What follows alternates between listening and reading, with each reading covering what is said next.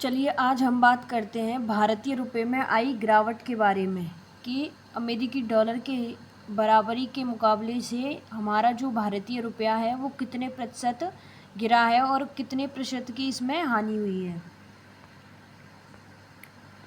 2014 से अब तक जो अमेरिकी डॉलर के मुकाबले भारतीय रुपया जो है वो 30% तक गिर चुका है। यानी इस सप्ताह की शुरुआत में मुद्रा ने 88.7975 का रिकॉर्ड निचला स्तर हुआ था और इस तिमाही में 3% से अधिक की जो गिरावट है वो आई है,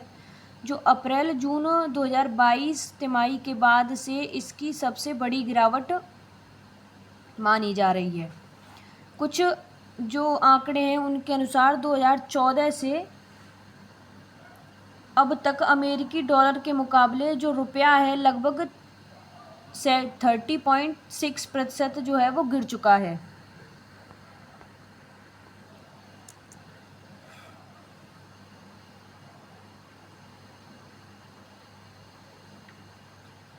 अब बात करें रुपए के अवमूल्यन में हुए मुख्य कारणों के बारे में,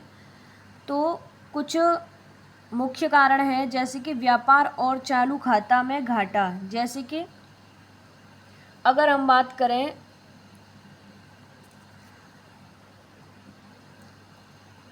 व्यापार और चालू खाता घाटे के बारे में, तो भारत का जो आयात है वो खासकर कच्चे तेल और सोने का जो आयात है वो निर्यात से अधिक होने के कारण जो डॉलर की मांग है वो बढ़ जाती है, जिससे जो रुपया है वो हमारा कमज़ोर हो जाता है।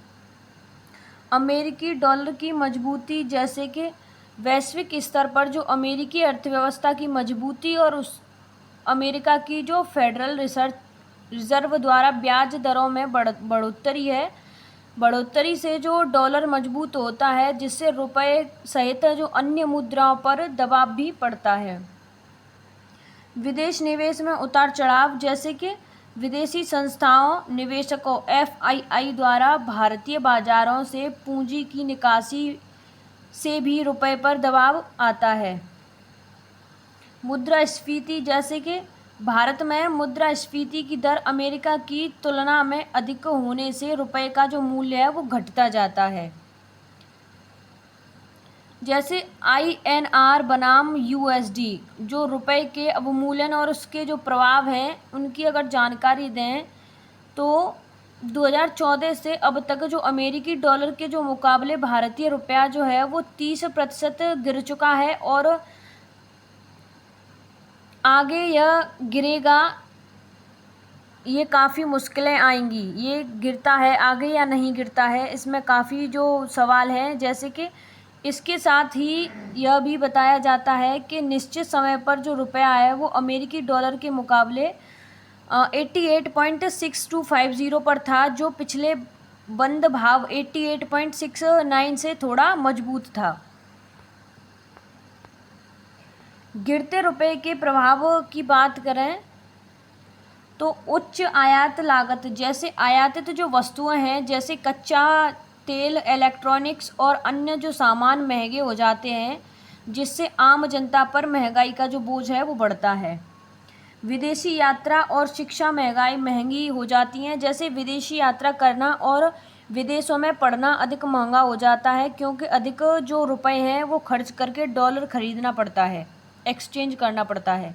निर्यातकों का लाभ, जैसे हालांकि रुपए के जो कमज़ोर होने से निर्यातकों का जो फ़ायदा है वो होता है, क्योंकि उन्हें अपने जो उत्पाद के बदले में जो अधिक रुपए हैं वो मिलते हैं।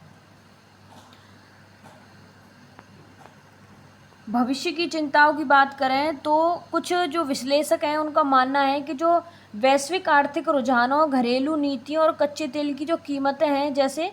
कारकों से रुपए में जो उतार चढ़ाव जारी रहेगा। यानी कच्चे तेल की कीमतों जैसे जो कारक हैं उनकी जो रुपए हैं उनमें उतार चढ़ाव जारी रहेगा। RBI और सरकार रुपए की जो स्थिरता है वो बनाए रखने के लिए विभिन्न उपाय हैं वो कर रही है, वो सोच रही है और वो जो उपाय हैं वो कर भी सकती है। क्या आगे जो भारतीय रुपए में गिरावट आएगी? जैसे कि हम कह सकते हैं कि आगे जो भारतीय रुपए है उसमें गिरावट आने की जो संभावना है वो बनी रहती है। जैसे सबसे पहले हम बात करें वैश्विक आर्थिक जो हालात हैं उनके बारे में, तो अमेरिकी डॉलर की मजबूती के बारे में बात करें, अगर जो अमेरिकी जो अर्थव्यवस्था है वो मजबूत बनी रहती है और अमेरिकी फेडरल रिजर्व ब्याज दरों में वृद्धि जारी रखता है तो डॉलर और मजबूत हो सकता है, जिससे रुपए पर जो दबाव है वो बढ़ सकता है। भू राजनीतिक अगर तनाव की बात करें तो जो अंतर्राष्ट्रीय स्तर पर होने वाले भू राजनीतिक घटनाक्रम या संकट भी निवेशकों को सुरक्षित माने जाने वाले डॉलर की ओर धकेल सकते हैं, जिससे रुपए में गिरावट भी आ सकती है। घरेलू आर्थिक कारणों की बात करें तो चालू खाता घाटा, जैसे कि यदि भारत का आयात निर्यात से अधिक होता है, विशेषकर कच्चे तेल और सोने के दाम बढ़ने पर, तो डॉलर की जो मांग है वो बनी रहेगी और रुपया कमज़ोर हो सकता है। विदेशी निवेशक और प्रवाह की बात करें तो यदि विदेशी जो निवेशक हैं भारतीय जो बाज़ार से पूंजी निकालते हैं या नया जो निवेश है वो कम होता है तो रुपए पर जो दबाव है वो बढ़ सकता है। मुद्रास्फीति की बात करें तो यदि भारत में मुद्रास्फीति की जो दर है वो ऊंची बनी रहती है और इसे नियंत्रित नहीं किया जा सकता तो ये मुद्रास्फीति जो है यह रुपए के जो मूल्य को और कम कर सकती है। कच्चे तेल की कीमतों की बात करें तो कच्चे तेल का भारत जो है वो एक बड़ा आयातक देश है। यदि जो अंतर्राष्ट्रीय बाजार में कच्चे तेल की कीमतें बढ़ती हैं तो भारत का जो आयात बिल है वो बढ़ेगा और डॉलर की जो मांग है वो बढ़ने से रुपए पर जो दबाव है वो काफ़ी बना रहेगा। भारत पर पड़ने वाले प्रभावों की बात करें, यानी कि जो रुपए में गिरावट आई है उससे भारत पर पड़ने वाले प्रभावों की बात करें तो आयात महंगा होना, जैसे महंगाई में वृद्धि होगी। भारत जो है वो बड़े पैमाने पर कच्चा तेल, इलेक्ट्रॉनिक्स, मशीनरी, दवा सामग्री और अन्य जो आवश्यक वस्तुएं हैं वो आयात करता है और रुपए के कमज़ोर होने से इन वस्तुओं का जो आयात है वो महंगा हो जाएगा, जिससे जो घरेलू बाज़ार में इनकी जो कीमतें हैं वो बढ़ेंगी और आम आदमी को अधिक खर्च करना पड़ेगा। ईंधन की कीमतों की बात करें तो कच्चे तेल का जो आयात है वो सबसे बड़ा है। रुपए की गिरावट से पेट्रोल, डीजल और गैस की जो कीमतें हैं वो बढ़ेंगी, जिसका सीधा असर परिवहन लागत और अन्य सुविधाओं और वस्तुओं की कीमतों पर भी पड़ेगा। बात करें चालू खाता घाटा बढ़ने के बारे में, यानी कि वर्सिंग करंट अकाउंट डिफिसिट की बात करें तो आयात के महंगा होने से देश का चालू खाता घाटा यानी निर्यात से अधिक आयात का अंतर और जो है वो बढ़ सकता है, जिससे देश के विदेशी मुद्रा भंडार पर दबाव आएगा। बात करें विदेशी कर्ज महंगा होना यानी कि हायर फॉरेन डेब्ट बर्डन की बात करें तो सरकार और भारतीय जो कंपनियों द्वारा विदेशी मुद्रा में लिया गया कर्ज चुकाना अधिक महंगा हो जाएगा, क्योंकि उन्हें उतनी ही डॉलर राशि चुकाने के लिए अधिक रुपए जो है वो भरने पड़ेंगे।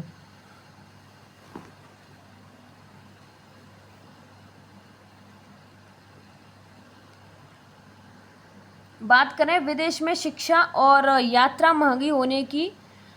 जैसे कि expensive overseas education and travel, जैसे भारतीय जो छात्र के लिए विदेशों में पढ़ाई करना अधिक खर्चीला हो जाएगा, क्योंकि ट्यूशन फीस और रहने का खर्च डॉलर या अन्य विदेशी मुद्राओं में चुकाने के लिए उन्हें ज़्यादा रुपए खर्च करने होंगे। विदेशी यात्रा भी महंगी हो जाएगी, क्योंकि विदेशी मुद्रा खरीदने के लिए अधिक रुपए देने होंगे। विदेशी निवेश पर प्रभाव, इम्पैक्ट ऑफ फॉरेन इन्वेस्टमेंट, यानी रुपए की जो अस्थिरता है या लगातार गिरावट विदेशी निवेशकों के लिए भारतीय बाजारों को कम आकर्षक बना सकती है, जिससे विदेशी पोर्टफोलियो निवेश यानी कि एफपीआई और प्रत्यक्ष विदेशी निवेश एफडीआई के प्रभाव में कमी आ सकती है। मुद्रास्फीति के दबाव की बात करें तो आयातित वस्तुओं के महंगे होने से समग्र मुद्रास्फीति में वृद्धि हो सकती है, जिससे खरीदारी शक्ति कम हो जाएगी और लोगों की जो वास्तविक आय है वो प्रभावित होगी। अगर रुपए की लगातार गिरावट से महंगाई बढ़ेगी तो विदेशी कर्ज का बोझ बढ़ेगा और विदेश में शिक्षा और यात्रा महंगी होगी और देश की जो आर्थिक स्थिरता पर नकारात्मक प्रभाव पड़ सकता है। भारतीय रुपए में गिरावट से आने वाले भारत और अमेरिका संबंधों पर पड़ने वाले प्रभावों की बात करें तो सबसे पहले बात करें व्यापारिक संबंधों के बारे में। तो ये जो संबंध है, जैसे कि भारतीय निर्यात को बढ़ावा देना, यानी कि कमज़ोर रुपया भारतीय वस्तुओं और सेवाओं को अमेरिकी खरीदारों के लिए सस्ता बनाता है, जिससे भारत से जो अमेरिका को निर्यात करना जो है वो बढ़ सकता है। अमेरिकी आयात महंगा होना, यानी कि भारत के लिए अमेरिका से आयातित सामान जैसे कच्चा तेल, मशीनरी, इलेक्ट्रॉनिक्स महंगे हो जाते हैं, जिससे व्यापार घाटा बढ़ सकता है और घरेलू मुद्रास्फीति भी बढ़ सकती है। टैरिफ के प्रभाव की बात करें तो कमज़ोर रुपया अमेरिकी टैरिफ के प्रभाव को कुछ हद तक कम कर सकता है, क्योंकि निर्यात में मिलने वाले मूल्य लाभ से टैरिफ के कारण होने वाले नुकसान की भरपाई हो सकती है।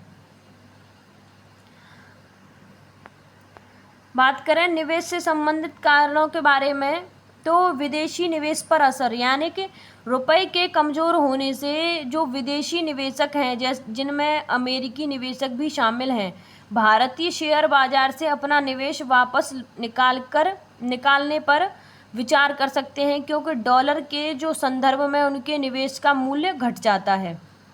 अमेरिकी निवेश का आकर्षण, जैसे हालांकि डॉलर आधारित संपत्तियों में निवेश करने वाले जो भारतीय निवेशकों के लिए डॉलर का मजबूत होना फायदेमंद भी हो सकता है। सामाजिक और शैक्षणिक संबंधों की बात करें तो अमेरिका शिक्षा और प्रवास महंगा, यानी कि रुपए के कमज़ोर होने से अमेरिका में शिक्षा प्राप्त करना या वहां जाकर काम करना भारतीयों के लिए काफ़ी महंगा हो जाता है, क्योंकि ट्यूशन फीस, रहने का खर्च और वीज़ा शुल्क रुपए के संदर्भ में बढ़ सकता है। प्रेषक पर असर की बात करें तो प्रवासी भारतीयों द्वारा अपने देश भेजे जाने वाले धन का मूल्य रुपए में बढ़ जाता है, जिससे उनके परिवार को अधिक लाभ होता है। राजनयिक संबंधों की बात करें तो आर्थिक नीति पर दबाव, यानी कि अमेरिकी व्यापार नीतियां जैसे टैरिफ या वीज़ा शुल्क वृद्धि के कारण रुपए पर पड़ने वाले दबाव से भारत सरकार को आर्थिक मोर्चे पर राजनीतिक कदम उठाने पड़ सकते हैं, जिसका असर दोनों देशों के राजनयिक संवाद पर दिख सकता है। द्विपक्षीय व्यापार वार्ता की बात करें तो रुपए के उतार चढ़ाव के कारण व्यापार संतुलन और आर्थिक स्थिरता पर पड़ने वाले प्रभावों को लेकर दोनों देशों के बीच व्यापारिक और राजनयिक जो वार्ताओं में इन मुद्दों पर चर्चा हो सकती है। इसके समाधान की बात करें तो व्यापार और चालू खाता कम करने के लिए हम निर्यात को बढ़ावा दे सकते हैं, जैसे निर्यात को बढ़ावा देना, यानी कि सरकार को निर्यात प्रोत्साहन योजनाएं, सब्सिडी और अन्य उपायों के माध्यम से भारतीय उत्पादों के निर्यात को बढ़ावा देना चाहिए, ताकि जो विदेशी मुद्रा की आवक बढ़े। आयात पर निर्भरता कम करना, जैसे घरेलू उत्पादक को बढ़ावा देकर और अनावश्यक आयातों पर अंकुश लगाकर आयात बिल को कम किया जा सकता है। स्वदेशी उत्पादक को प्रोत्साहन, जैसे मेक इन इंडिया जैसी पहल को बढ़ावा देकर घरेलू उद्योगों को मजबूत करना और आयातों पर निर्भरता घटाना।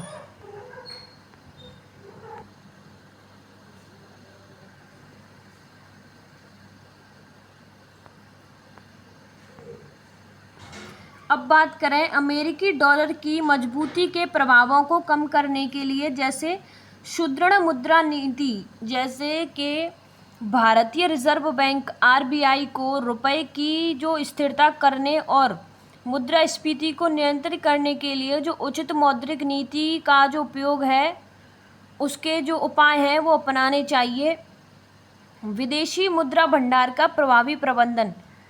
यानी कि विदेशी मुद्रा भंडार का राजनीतिक उपयोग करके रुपए के मूल्य को स्थिर रखने में मदद मिल सकती है। विदेशी निवेशक में स्थिरता लाने के लिए हम अनुकूल निवेश माहौल बनाना, जैसे कि विदेश निवेशकों को आकर्षित करने के लिए कर प्रोत्साहन, आसान नियामक प्रक्रियाएं और बौद्धिक संपदा अधिकारों की सुरक्षा जैसे उपायों को अपनाना चाहिए। राजनीतिक और आर्थिक स्थिरता की बात करें तो देश में राजनीतिक स्थिरता और मजबूत आर्थिक नीतियों से निवेशकों का विश्वास बढ़ता है, जिससे स्थिर विदेशी निवेश आता है। मुद्रास्फीति को नियंत्रण करने के लिए हम मौद्रिक और राजकोषीय उपाय कर सकते हैं, जैसे आरबीआई को ब्याज दरों को समायोजित करके और सरकार को विवेकपूर्ण राजकोषीय नीतियां अपनाकर कुल मांग को नियंत्रित करना चाहिए, जिससे मुद्रास्फीति पर अंकुश लगे। उत्पादन में वृद्धि, जैसे कृषि और औद्योगिक उत्पाद को बढ़ावा देना ताकि वस्तुओं और सेवाओं की आपूर्ति बढ़े और कीमतों पर दबाव कम हो। बचत को प्रोत्साहन देना, जैसे लोगों को बचत करने के लिए प्रोत्साहित करना, जिससे जो बाजार है उसमें तरलता कम हो और जो मुद्रास्फीति है उसको नियंत्रण में रखें।